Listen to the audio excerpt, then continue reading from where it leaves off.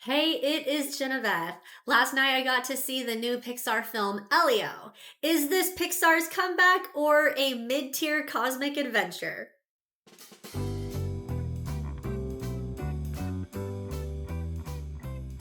So, the premise here is super fun. Elio is a lonely boy who lost his parents and accidentally gets beamed up into the Communiverse, a giant alien United Nations in space where he's mistaken for the ambassador of Earth. And from there, he has to navigate the weirdness of alien diplomacy, forms an unlikely friendship, and figure out where he truly belongs.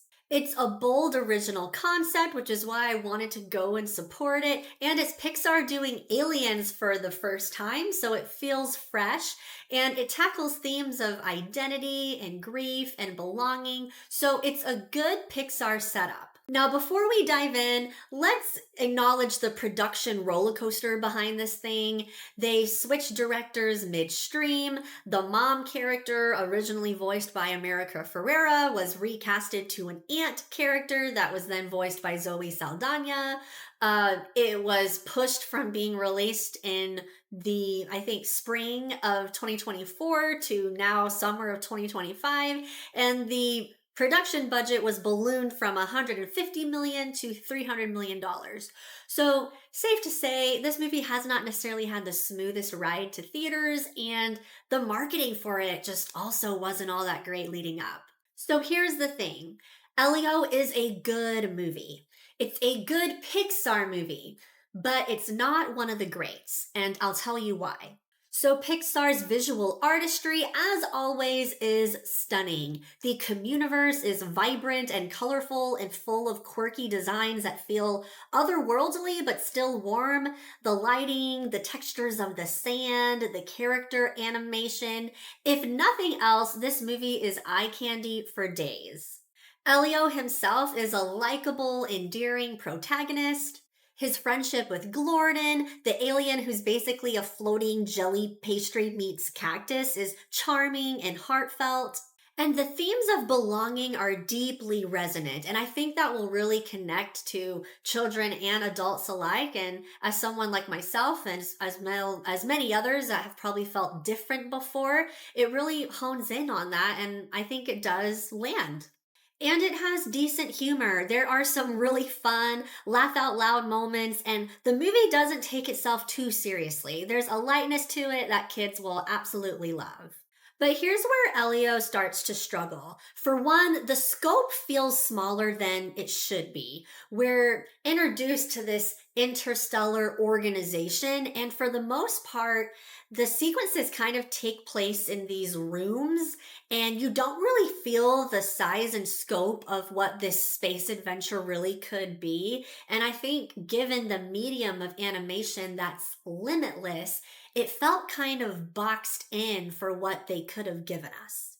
Also, the plot feels overstuffed. It's juggling space politics, grief, found family, and a coming of age buddy comedy, but not everything sticks the landing. There's ambition for sure, but the execution isn't as tight as it needed to be.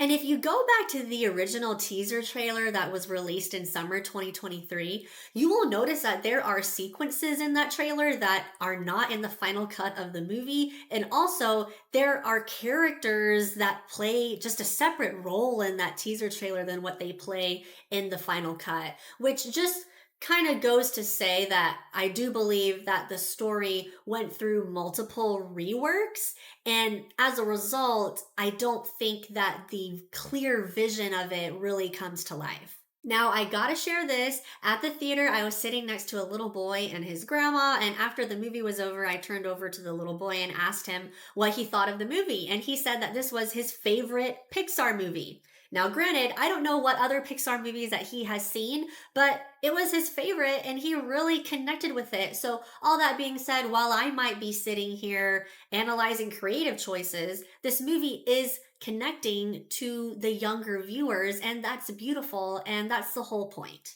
I'll say this too.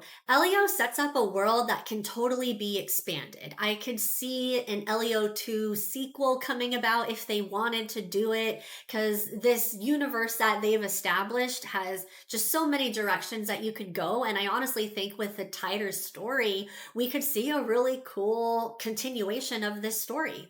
At the end of the day, Elio is a sweet, quirky, heartfelt Pixar film, and while it doesn't necessarily reach classic Pixar status, it still has a lot of charm and some good emotional beats, and it's still worth your time.